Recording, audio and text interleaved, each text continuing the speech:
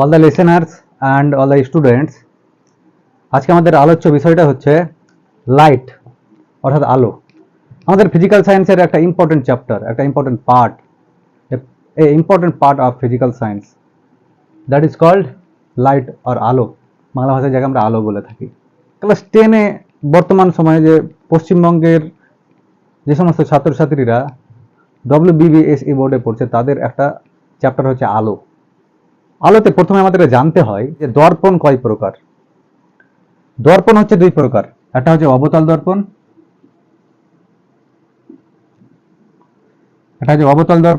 আর একটা হচ্ছে উত্তল দর্পণ।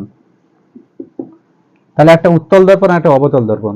তাহলে চলো দেখে নেওয়া যাক অবতল দর্পণটা কি আর উত্তল দর্পণটা কি। তো আমি এখানে এরকম একটা দর্পণ নিলাম, যে ক্ষেত্রে আলো এদিক থেকে আপতিত হবে, সেই ক্ষেত্রে এই তলটা হবে অবতল দর্পণ হিসেবে কাজ করবে। এবারে এই তলটা হচ্ছে অবতল। এবার ধরে নাও যে আমি এদিক থেকে আলো আলো মানে কি বলতো, আলোর আপতন ঘটাবো, অর্থাৎ এদিক থেকে আলো মারবো, ওর পার থেকে যদি আমি এই তলের উপরে যদি লাইট মারি তাহলে ওটা উত্তল তল হিসেবে কাজ করবে। সোজা ভাষায় বলতে চাইলে গেলে তোমরা যে চিত্রটা দেখতে পাচ্ছ, এপারের এই তলটা হচ্ছে, এপারের যে তলটা এদিকে যে লাইট পড়বে, তাহলে এই তলটা এপারের তলটা কি বলতো অবতল তল হিসেবে কাজ করবে, আর ওদিক থেকে যদি আলো পড়ে তাহলে এই তলটা উত্তল তল হিসেবে কাজ করবে। তো ওই জন্য এখানে একটাই আমি চিত্র দিলাম, এদিক থেকে যদি দেখি তাহলে এই তলটা হচ্ছে অবতল তল, আর এদিক থেকে যদি দেখি তাহলে সেটা হচ্ছে উত্তল তল। তো এবার আমি ধরে নাও যে আমি দুটো চিত্র দিলাম, আলোর আপতন ঘটাবো এদিক থেকে, তাহলে এটাকে কি ধরনের দর্পণ আমি বলবো, অবতল দর্পণ। এবার এখানে আমি আর একটা দর্পণ নিলাম, আমি আলো এদিক থেকে প্রয়োগ করব, তাহলে এটা হবে উত্তল দর্পণ হিসেবে কাজ করবে, আর এটা হচ্ছে অবতল দর্পণ হিসেবে কাজ করবে। ঠিক আছে, এটা হচ্ছে অবতল দর্পণ আর এটা হচ্ছে উত্তল দর্পণ হিসেবে কাজ করবে। তাহলে একটা উত্তল দর্পণ হিসেবে কাজ করছে, এটা অবতল দর্পণ হিসেবে কাজ করবে, আর এটা উত্তল দর্পণ হিসেবে কাজ করবে। এবার তার আরো কয়েকটা প্রয়োজনীয় বিষয় নিয়ে আমরা আলোচনা করি। আমি ধরে নাও এখানে আমি একটা দর্পণ নিলাম, এদিক থেকে যদি আমি লাইট দিই, এদিক থেকে যদি আলোর আপতন যদি ঘটাই, তাহলে নিঃসন্দেহে এটা অবতল তল হিসেবে কাজ করবে। ঠিক আছে, এবার এই যে আমি যেটা বলতে চাইছি সেটা হচ্ছে কি বলতো, এটা একটা দর্পণ, এই দর্পণের এটা একটা প্রান্ত বিন্দু, এটা একটা প্রান্ত বিন্দু। এই প্রান্ত বিন্দুর যে মাঝখানের বিন্দু একটা নিব, সেটাকে আমরা মেরু বলবো, সেটাকে আমরা কি বলবো, মেরু।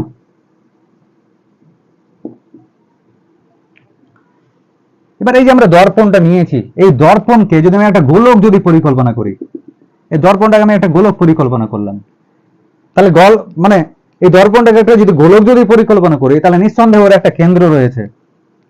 সেই কেন্দ্রটাকে আমরা কি বলবো জানো, সেই কেন্দ্রটাকে আমরা বলবো বক্রতা কেন্দ্র। কি বলবো বলতো, বক্রতা কেন্দ্র।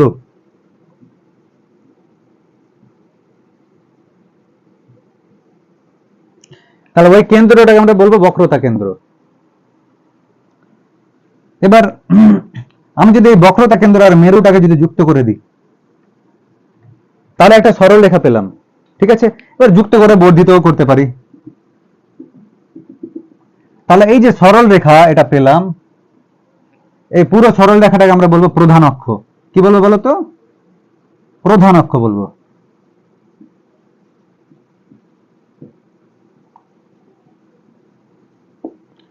তাহলে এটা হয়ে গেল প্রধান অক্ষ। এবার এখানে দেখতে পাচ্ছ এই যে বক্রতা কেন্দ্র আর এই যে আমাদের পরিকল্পিত গোলক, এর কোন একটা বিন্দুকে যদি যুক্ত করি, কোনো একটা বিন্দু যদি যুক্ত করি কেন্দ্রের সঙ্গে, তাহলে যেটা তৈরি হবে কিনা সেটা হবে বক্রতা ব্যাসার্ধ।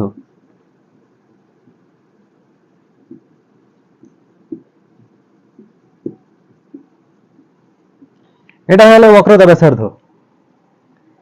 এবার এই যে আমি প্রথমে বলেছিলাম যে এটা আমরা এটা একটা কি বলে দর্পণ নিয়েছি, এই দর্পণের প্রান্ত বিন্দু দুটি আছে না, এই প্রান্ত বিন্দু দুটিকে যদি আমি যুক্ত করে একটা যদি মানে কি বলে একটা সরল রেখা যদি তৈরি করি, তাহলে ওই সরল রেখাটা আমরা বলি উন্মেষ। এই সরল রেখাটা আমরা বলবো উন্মেষ।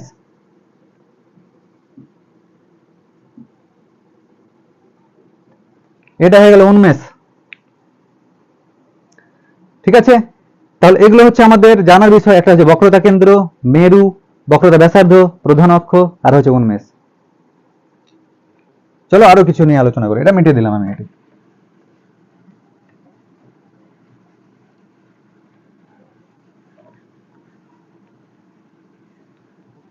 কয়েকটা খুঁটিনাটি বিষয় রয়েছে যেগুলো নিয়ে ছাত্রছাত্রীরা খুব কনফিউজ থাকে।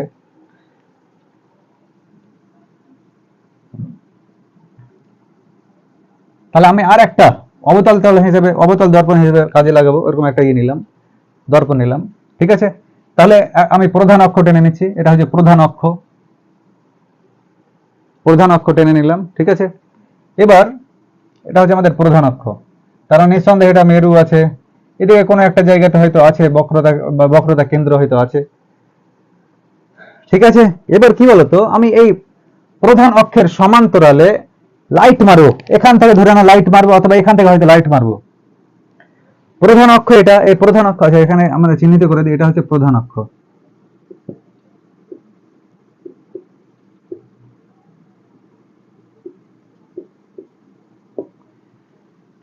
এবার আমি প্রধান অক্ষের সমান্তরালে এদিক থেকে আমি এখান থেকে কোন একটা লাইট থেকে আমি লাইট মারছি।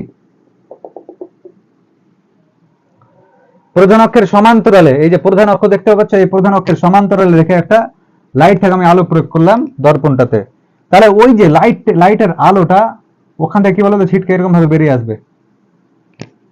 লাইটটা যেখান থেকে গেল, লাইটের আলোটা, ঠিক আছে, এখান থেকে গিয়ে লাইটের আলোটা প্রতিফলিত হবে। আমি যদি লাইট মারি তাহলে নিঃসন্দেহে একটা দর্পণে লাইট মারি, তাহলে আলোর একটা প্রতিফলন ঘটবে। ওই প্রতিফলিত রশ্মিটা এই প্রধান অক্ষকে কোন একটা বিন্দুতে এসে ছেদ করবে। ওই বিন্দুটাই হচ্ছে কি বলতো ফোকাস, মুখ্য ফোকাস যেটা আমরা বলি।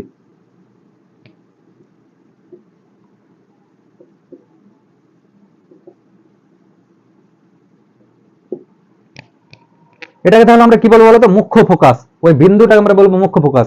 এবার আরো যদি ধরে নাও যে আমি এখান থেকে আরো একটা লাইট রাখলাম, এখান থেকে আমি আরো একটা লাইট রাখলাম, ওই লাইট থেকে আবার প্রধান অক্ষের সমান্তরালে আরো একটা রশ্মি, ধরে নাও আরো একটা আলোর আপতন ঘটালাম, অর্থাৎ লাইট মারলাম, ওই আলোটারও আবার প্রতিফলন ঘটবে। তাহলে ওই প্রতিফলিত রশ্মিটা কোনখান দিয়ে যাবে? নিঃসন্দেহে একেবারে ওই বিন্দু দিয়ে যাবে, যে বিন্দুটার নাম আমরা বললাম মুখ্য ফোকাস। অ্যাকচুয়ালি যতগুলো প্রধান অক্ষের সমান্তরালে যতগুলো রশ্মি আমি আপতিত করব, প্রত্যেকটা আপতন রশ্মির প্রতিফলিত রশ্মিটা একেবারে কি বলতো মুখ্য ফোকাস নামক বিন্দুটা দিয়ে যাবে। অর্থাৎ যে বিন্দুটা দিয়ে যাবে সেই বিন্দুটাই হচ্ছে মুখ্য ফোকাস।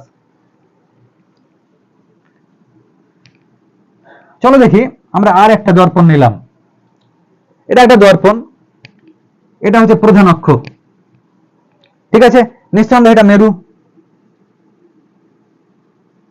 এটা হচ্ছে একটা উত্তল দর্পণ হিসেবে আমরা কাজ করব। আমরা লাইটটা এদিক থেকে দিব, লাইটটা আমরা এদিক থেকে মারবো। আলো যদি এদিক থেকে যদি আমরা মারি, আলো যদি এদিক থেকে প্রয়োগ করি, তাহলে নিঃসন্দেহে এটা উত্তল দর্পণ হিসেবে কাজ করবে। এই যে আমি বললাম, যে অংশটা কি বলতো একবার বুক ফুলে দাঁড়িয়ে থাকে, সেই অংশটাকে আমরা কি বলবো? এদিক থেকে লাইট মারলে গেলে অবতল দর্পণ হিসেবে কাজ করবে, আর এদিক থেকে মারলে গেলে মানে এদিক থেকে আলো প্রয়োগ করলে গেলে উত্তল দর্পণ হিসেবে কাজ করবে। তাহলে এই চিত্রটাকে এই যে দেখতে পাচ্ছ, এরকম ভাবে আমি এঁকেছি। এদিক থেকে আলো পড়লে গেলে অবতল দর্পণ হিসেবে কাজ করবে, এদিক থেকে আলো প্রয়োগ করলে গেলে উত্তল দর্পণ হিসেবে কাজ করবে। চলো দেখি, তাহলে আমি এই যে এদিক থেকে যে আলো যে আমি প্রয়োগ করব, তাহলে এই যে আলোটা প্রয়োগ হচ্ছে, মানে আমি এখান থেকে একটা লাইট ধরে নাও রেখে দিলাম, এমন একটা আলো, মানে এমন একটা রশ্মি প্রয়োগ করলাম, আপতন করলাম, যেটা কি বলতো এই প্রধান অক্ষ যেটা রয়েছে, এটা হচ্ছে প্রধান অক্ষ। ঠিক আছে, এটা হচ্ছে প্রধান অক্ষ, এটা হচ্ছে প্রধান অক্ষ। ঠিক আছে, এবার উত্তল দর্পণে আমি যদি প্রধান অক্ষের সমান্তরালে এরকম ভাবে কোনো একটা লাইট যদি মারি, কোনো একটা রশ্মিকে আপতিত যদি করি, তাহলে ওই আপতিত রশ্মিটা প্রতিফলিত হয়ে প্রধান অক্ষের দিকে আসবে না, অন্যদিকে চলে যাবে। আপতিত হবে তো এদিকে, কিন্তু এদিক দিয়ে বেরিয়ে যাবে। তাহলে বলো তো মুখ্য ফোকাস পাবো কোথা থেকে? তাহলে নিঃসন্দেহে ধরে নাও যদি তুমি এখানে একজন লাইট, আমি এখানে লাইট মারছি, তুমি এখানে দাঁড়িয়ে আসো, তাহলে এখান থেকে তুমি দেখতে পাবে যে লাইটটা মনে হচ্ছে এদিক থেকে আসছে, এরকম মনে হবে তোমার। তাহলে এদিক থেকে যেহেতু আসছে মনে হবে, তাহলে তুমি একেবারে এই রশ্মিটার একটা পরিকল্পিত রশ্মি তৈরি করো। আলোটা তো এদিক থেকে আসছিল, এদিক থেকে বেরিয়ে গেল। ঠিক আছে, কি কিন্তু তোমার মনে হবে, তুমি যদি এখানে যদি দাঁড়িয়ে থাকো তাহলে মনে হবে আলোটা এদিক থেকে আসছে, তাহলে ওই সোজাসুজি একটা রেখা পরিকল্পনা করো, ভাবো যে এদিক দিয়ে আসছে। তাহলে এই যে ভিতরে যে আমি বিন্দুটা পেলাম প্রধান অক্ষের এই যে বর্ধিত যে অংশটা, এই অংশটার এই যে এখানে যে বিন্দুটা আমি পেলাম, সেই বিন্দুটাই হচ্ছে কি বলতো মুখ্য ফোকাস। এটা হচ্ছে উত্তল দর্পণের মুখ্য ফোকাস, আর এটা হচ্ছে অবতল দর্পণের মুখ্য ফোকাস।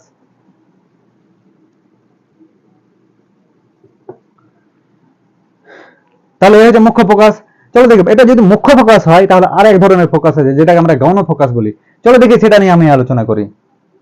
এটা এটা মিটিয়ে দিচ্ছি। এবার মুখ্য ফোকাস জানলাম, তো এবার আমাদেরকে আরো একটা জিনিস জানতে হবে, সেটা হচ্ছে ফোকাস তল। ধরে না এটা হচ্ছে একটা অবতল দর্পণ, এটা হচ্ছে প্রধান অক্ষ, আর এটা হচ্ছে মুখ্য ফোকাস। মুখ্য ফোকাস আর বক্রতা কেন্দ্র কিন্তু একই জিনিস নয়, ঠিক আছে? এবার বিষয়টা হচ্ছে, এটা হচ্ছে মুখ্য ফোকাস। মুখ্য ফোকাসটাকে আমরা এফ নাম দিয়ে দিচ্ছি, এফ। এই মুখ্য ফোকাসে কি বলতো, লম্ব ভাবে একটা বড় একটা তল আমি পরিকল্পনা করছি, লম্ব ভাবে মুখ্য ফোকাসের উপরে লম্ব ভাবে দাঁড়িয়ে থাকা একটা তল, এরকম টাইপের। এই মুখ্য ফোকাসে দাঁড়িয়ে থাকা একটা তল লম্ব ভাবে কিন্তু থাকবে, এই যে প্রধান অক্ষের সঙ্গে লম্ব ভাবে 90 ডিগ্রি কোণে দাঁড়িয়ে থাকা একটা তল, ঠিক আছে? এই যে তলটা এটা দেখতে পাচ্ছ, এই তলটা হচ্ছে মুখ্য ফোকাসের উপরে, মুখ্য ফোকাস নামক বিন্দুর উপরে, এই সরল রেখার উপরে মানে প্রধান অক্ষের উপরে লম্বভাবে দাঁড়িয়ে থাকা একটা তল, যেটাকে আমরা কি বলতো পরিকল্পনা করলাম। এই তলটা হচ্ছে কি বলতো ফোকাস তল।